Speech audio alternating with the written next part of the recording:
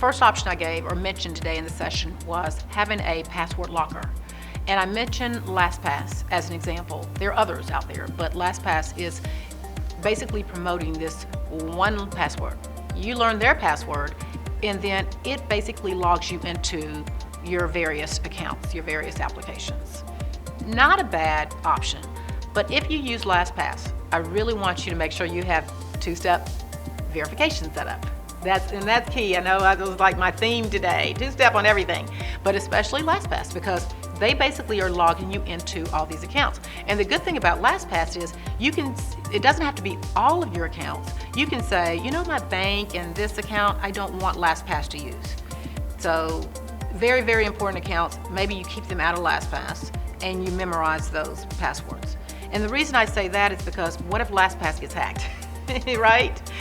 But then all the other accounts, which by the way, they have been hacked, you know, they're supposed to be over passwords and they get hacked, but a lot of people are experiencing hacking.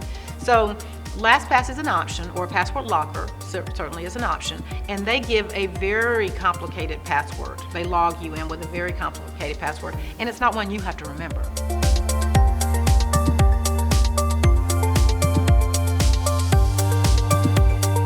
I create what I call a master password, and it's a long password that only I know. It has uppercase, lowercase, symbols, and numbers. And according to a lot of these, you know, testyourpasswords.com, I know that type of password is not something you can really crack. So I use that, and then my memory trick is, depending on which application I'm logging into, will depend on what precedes my master password.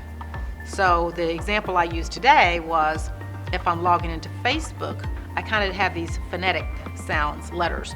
Facebook would maybe FB as an example. It's not the one I use, but you get the idea. LinkedIn, LI. So it's the master plus the trick.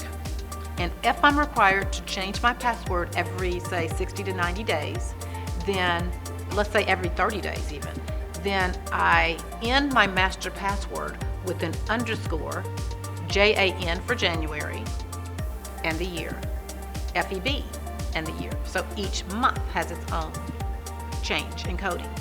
And then that way I know I can keep up with, oh, I'm going into September. So I'll use my September coding. And that way that takes care of that, because I've changed the password more than 2 or 3 characters, which is also usually required. Now somebody would say, well, that's a long password. The longer the better. And on top of having a secure password, I also use two-factor. If an application gives me an option for two-factor authentication, which is log in with something in your head, your password, something in your hand, your mobile device, 6-digit code, I take it. I take it, no exceptions. If they offer it, I absolutely have it. So I have it almost on everything.